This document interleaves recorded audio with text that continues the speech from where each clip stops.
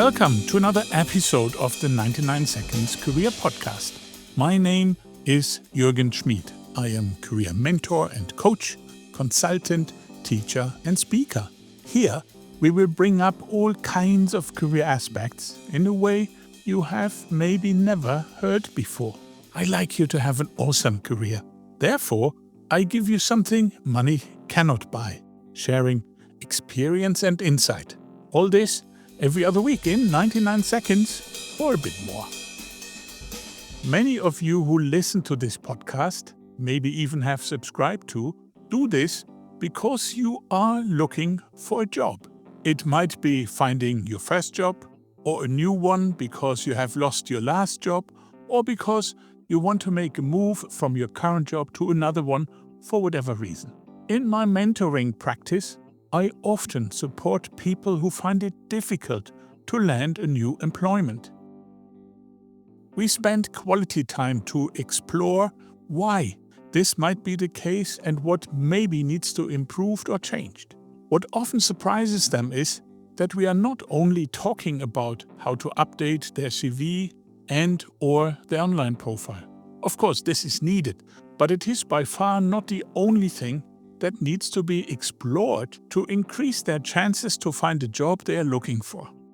Let's dive into the 99 seconds and find out why updating your CV is not enough to find a job and what else needs to be looked at to be successful.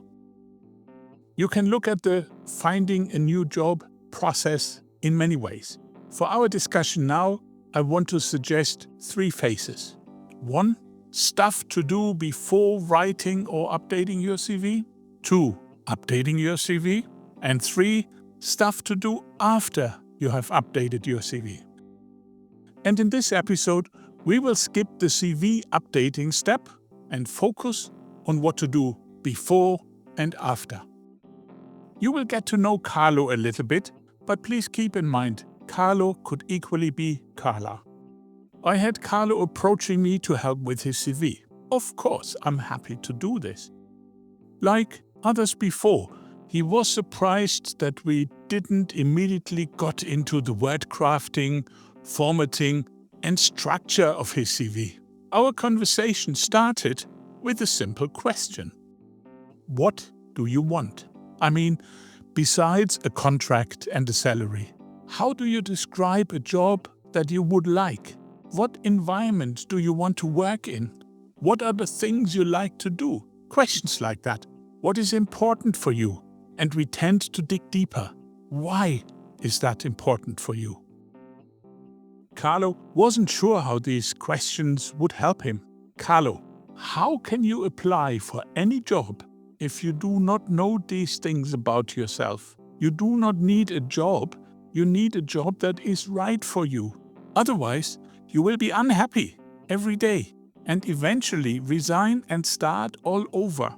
Or your job performance deteriorates and they will let you go. None of that is what you want, Carlo, right? I never looked at it this way, Carlo said.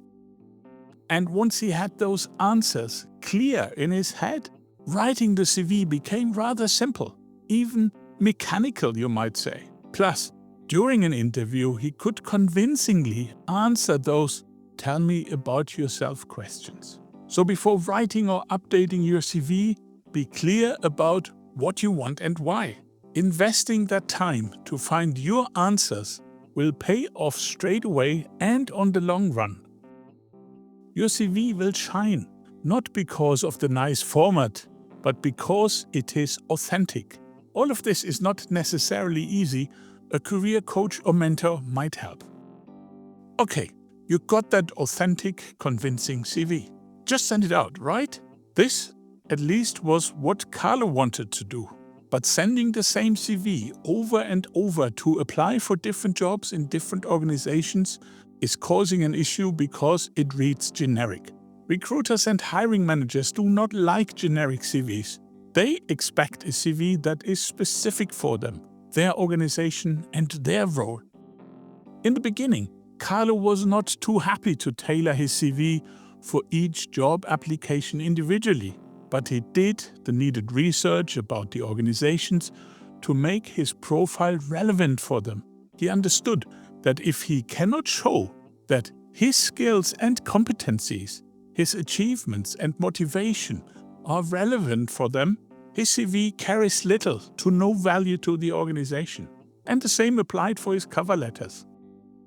It is good to have a raw model that you then tailor for each application. He has proofread the material to ensure it is error-free. How important that is, we discussed in our last episode. Now, he was ready to send his application. It was specific, relevant, and authentic. But before, another important question needed to be thought through. How should Carlo send his application, and to whom? Is email the best way? Sending a job application is starting a conversation, not with an organization, but some human beings who work there, a recruiter, HR, and/or hiring manager. They are people like Carlo. For him, it was important to send his application to the right people in the right way. He decided to take a strategic approach to submitting his applications. He knew that sending them effectively would make a significant difference in his job search. Here is what he did.